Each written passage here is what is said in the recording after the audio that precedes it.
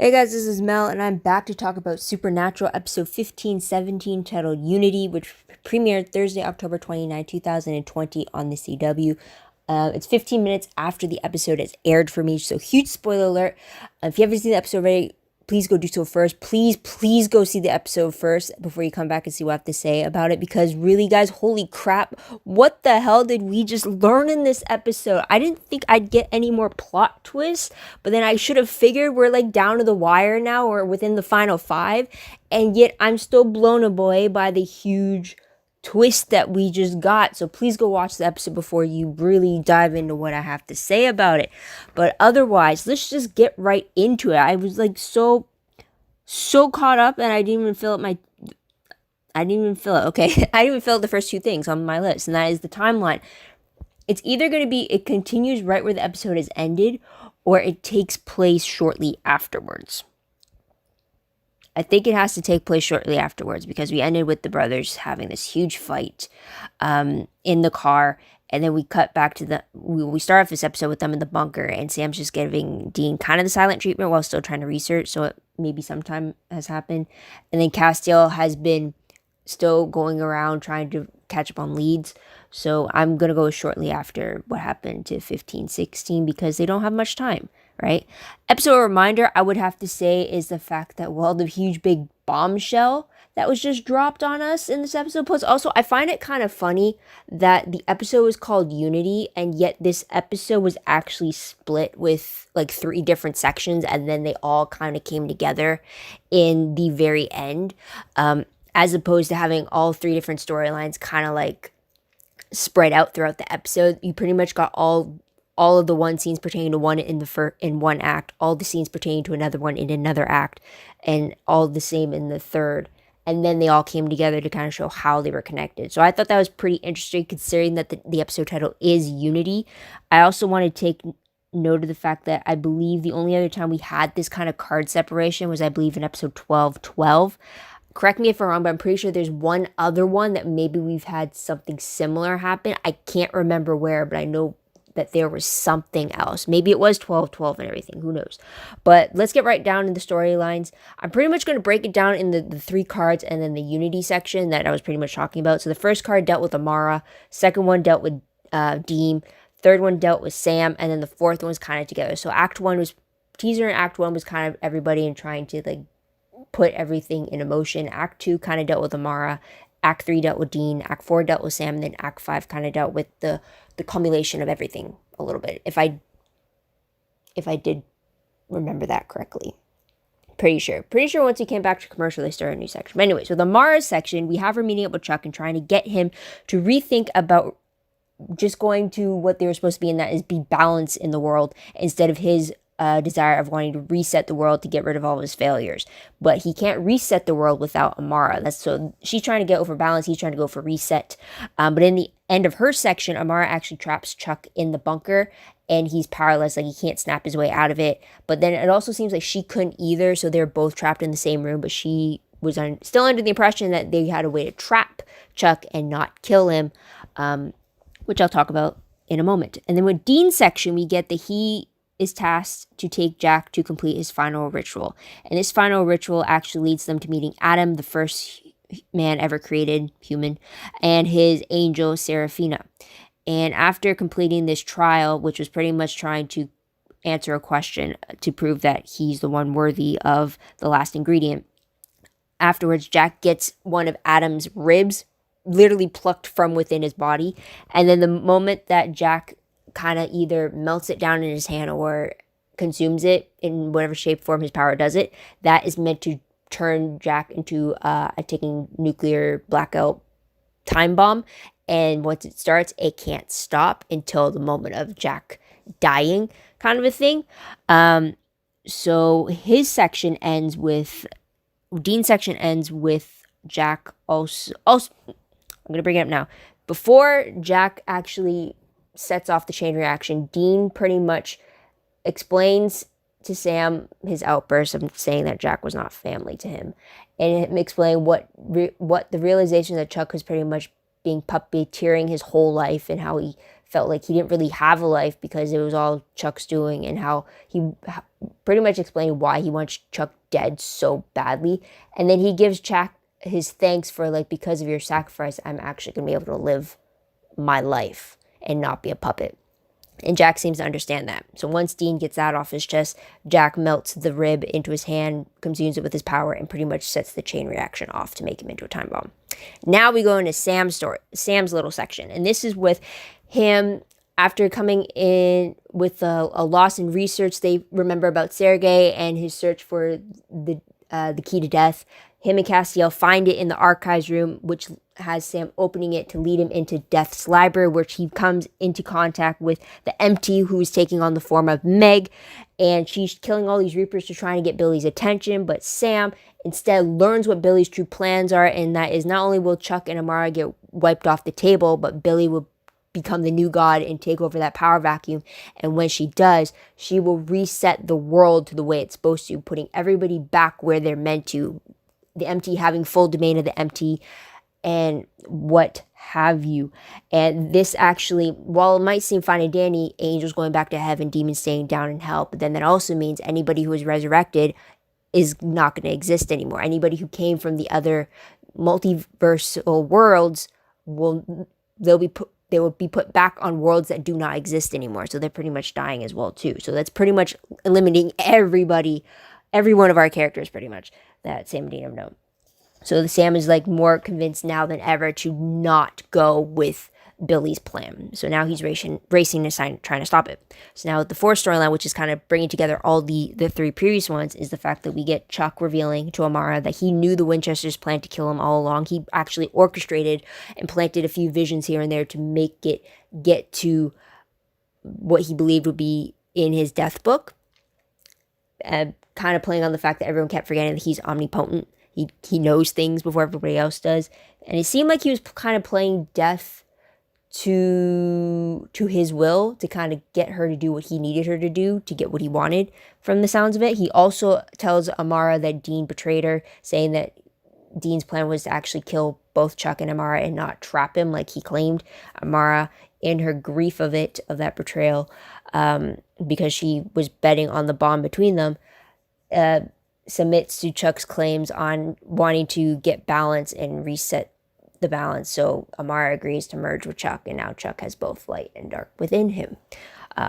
So that's not fun. But then we get the Winchesters, where we got Dean trying to rush to get a ticking time bomb jack to Chuck to set things off, while Sam is trying to stop him and trying to get Dean to slow down and to actually listen to the new discovery about Billy's plan.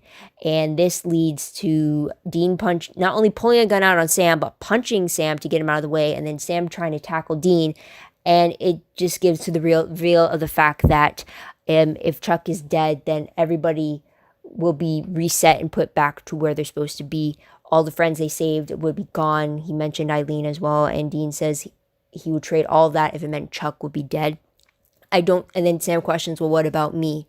Because I don't think then Dean realized that if things were restored to what Billy wanted, that means both him and Sam would be dead as well. There would be no life afterward to live. But eventually Sam does convince Dean to side with him to find another way and to stop Billy and not go after Chuck. But by this time, Chuck has escaped. He has both now Amara's powers and his powers, and he reveals that he's tired of them just not doing things as he planned.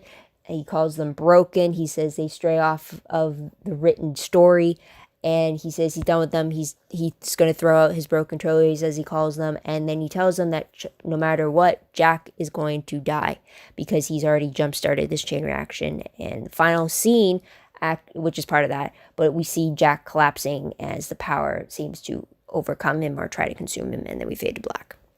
It's actually a lot. It's like, I'm pretty sure I didn't cover everything, but tidbits in case I didn't. We found out that the Empty can't go to Earth without being summoned. We found out that Empty also cannot read Chuck's death book.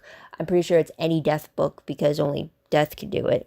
But also we found out that Adam has wanted Chuck dead for the last 300,000 years. Wow. And he's been kept alive long enough to see it happen for himself.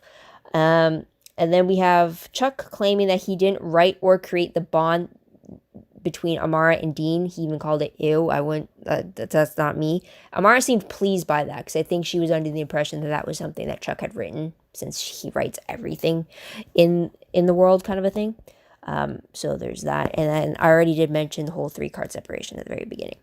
And now death tally or end tally, pretty much all the Reapers that the Empty killed within Death's library are the only deaths we see on screen. I mean, yeah, pretty much, because everyone else who appeared in the episode were our main characters. I don't know if I would count Amara, though, as a death, because, like, she kind of technically got consumed by Chuck, but I don't know if that means, like, her existence is done, or now she's just always now a part of him. So I'm a little on the fence about claiming her as a death. So there's that. But most shocking moment of the episode, let's really move into that. Literally, the fact that Billie's true plan will make her God and then reset the world. But by resetting the world, that means putting everyone back in their place. I guess it wasn't until Sam explained it that it really hit me, like, oh crap, every character we've known, like, they're in trouble. I mean, pretty much our 4 characters right now, Sam, Dean, Cass, and Jack, they were all resurrected. So if they went by Billie's standards, they would all be dead by the time she reset the world. And then Charlie and Bobby and Eileen. Well, Charlie, Bobby, they're from the apocalypse world, so they would be going back to a world that doesn't exist anymore. Eileen, she was resurrected, so she would be dead again as well. Kevin is a ghost somewhere, so he's going to be, I don't know, where would Ghost reset in Billie's worldview of things? That's a question too right there. And then also there's that. And then I'm pretty sure Jody and the girls, were any of them dealt with almost very close deaths, resurrections and stuff? I can't recall, but if they do, they're in danger too, right? So there's that. And then what about Garth? Werewolf Garth? Is he in danger of Billie as well too? I don't know. Like, literally anybody that we've come to know in the world of supernatural could be in danger if Billie gets her way. And I think until Sam really explained it, that it really hit me, like, oh, this is like really bad. Because, like, yeah, if it means that worlds would be reset, it's like, okay, everybody in the empty will stay in the empty. Everybody, all the angels can go back to heaven and stay in heaven. Demons can go back to hell and stay in hell like it was all meant to. But then that's, like, everything. Like, also, then what about demon deals? Would they be voided then? Like what have you? Like, I have no idea the full scope and magnitude of Billie's plan. And then also has to be questioned, well, did the original Death want this plan too when he said he'd eventually would reap God as well? It's like, I'm just so mind-boggled that I could be thrown this plot twist this close to the finale. But yeah, like, I should have expected it. But it's like, my head is spinning and it's just like, I have no idea. So hence my shock, I guess. But let's move on to familiar faces. We actually did get a lot of them in this episode in comparison. We do get Chuck coming back, not only coming back to the show, but he's coming back on World, so only World left. We get Amara coming back, of course, why not? And then we also get the Empty taking the form of Meg, which was a huge surprise there. So that was something as well. That was pretty fun. We also do get to see flashback to when we last saw Meg being the Empty, back in 1513. So it was a cute little quick cut there. But moving on to top 3 favorite moments, I will have to say Sam claiming Jack to be family and doing everything he can to fight for a way to save him. Absolutely love that. I also tied into Sam's speech to Dean about how the one constant thing is in his life, despite what Chuck says, the one thing he could always count on was Dean's will to protect Sam, doing anything and everything to protect him. And he kind of brought that upon asking Dean to side with him and to stand by him and to trust him. And it was huge emotions there. I was starting to tear up to the point that I couldn't really read my computer screen anymore. And it was just to see the emotion behind it, where Dean was saying, like, I'm willing to trade everybody if it meant killing Chuck. And, like, we could see that, like, yeah, we can see that. But then when Sam goes, well, what about me? Are you willing to trade me?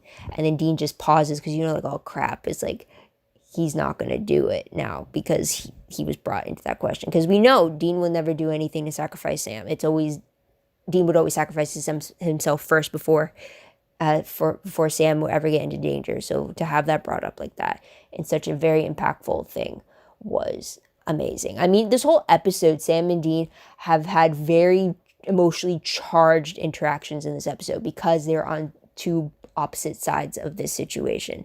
And the fact that like they were punching each other, they were tackling each other, they were shouting at each other, and then they were crying and trying to get the other one to like really overcoming, like overpouring with emotions.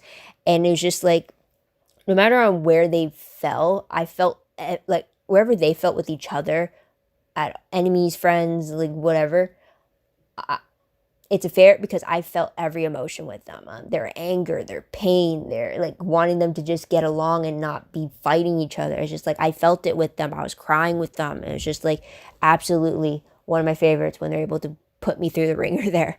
So there's that.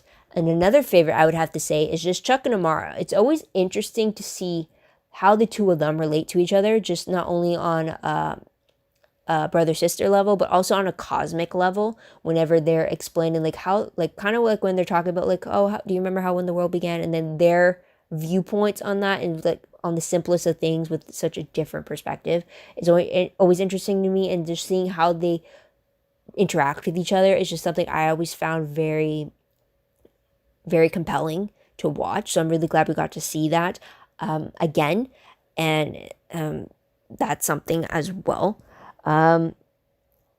Moving on to the top 3 peeve moments, the only peeve I really had was the fact that Dean claimed that Jack wasn't family.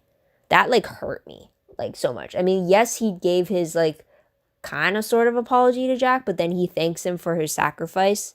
And like it kind of like it's very different to like what if Sam was in Jack's position. We all know that Dean would be fighting tooth and nail to get Sam to find another way to save Sam. And it was only to the very end of season 5 where Dean had to let that go and let Sam make his own choice. But then to not see him give that same treatment to Jack, it hurt just after all that they've been through.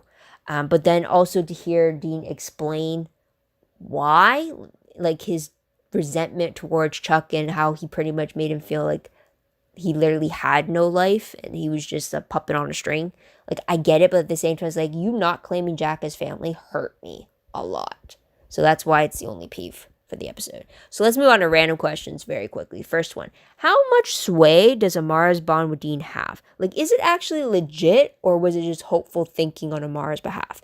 Because the way that Amara told Dean that from the very beginning, I told you, you and I, like, would always be there for each other, or something along the lines. I'll put the quote up if I copied it correctly. I'll put it up on screen. But she was always saying, like, from the very beginning, we always had each other's backs, or we would never betray one another.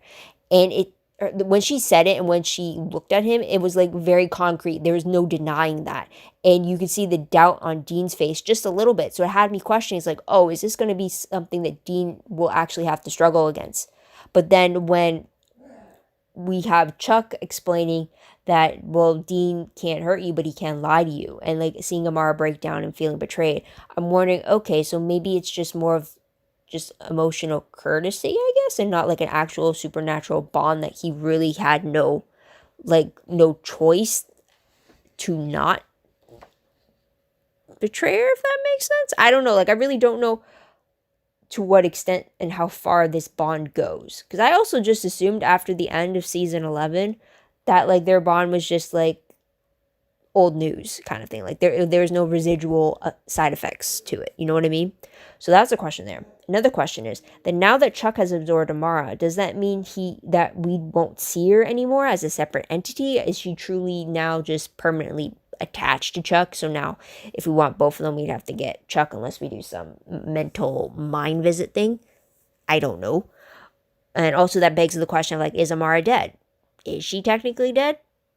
Like, or is it just her merging and being evolved into her former or not, I guess it's not form. You can't evolve back. That's devolving. But like now she's one with the light to her dark kind of a thing. I don't know. But that's a question there. And another question is, could Sam read Chuck's death book since he's supposedly in it? Or is it really only... Because, correct me if I'm wrong, but didn't Dean read his own death book when it came to Michael and the whole Malik box? And that's because death allowed him to read it? Or... what? Because I'm wondering, like, can Sam read the book? I mean, that would be a little easy. If Sam was able to read the book, he'd find out how Chuck was always meant to die, right? So that'd be too easy. But, like, I'm wondering, could he? Maybe?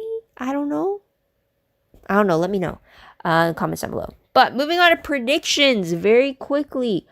Based off the promo, which has me on edge for episode 15-18, pretty much Dean says, let's go Reaper Reaper, because now Billie is the main bad guy we are going after. I don't know if that's temporarily, like, is she now the big threat we are going up against and Chuck's on the back burner? I don't know. But the promo shows everyone that shows, or it reiterates the threat that everyone that was resurrected will be killed if Billie has her way and becomes the new god. We also see alternate Bobby returning. We also see his version of a panic room being doused in red light with a bunch of sigils up on the walls. We also see Dean's handprint scar from being raised from perdition by Castiel in season 4. We do see that handprint returning. It also looked like Billie was coming after Dean. So I'm a little worried, but I'm also excited as well. But I'm, again, a little worried as well.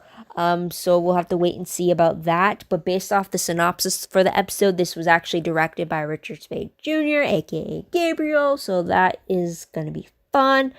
But it reads that with the plan in full motion, Sam, Dean, Castiel, and Jack fight for the good of the common goal. Well, that doesn't tell me anything.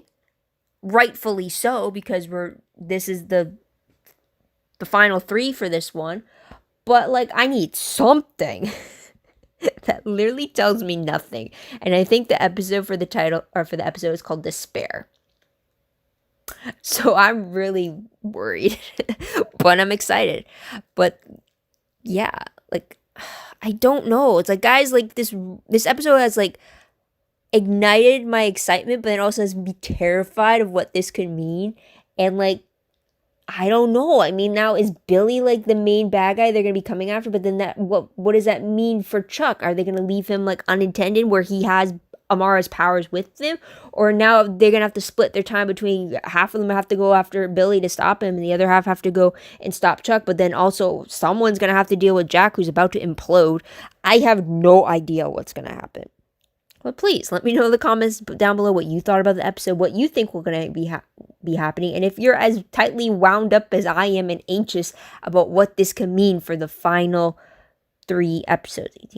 Final 3 episodes. Shit, man.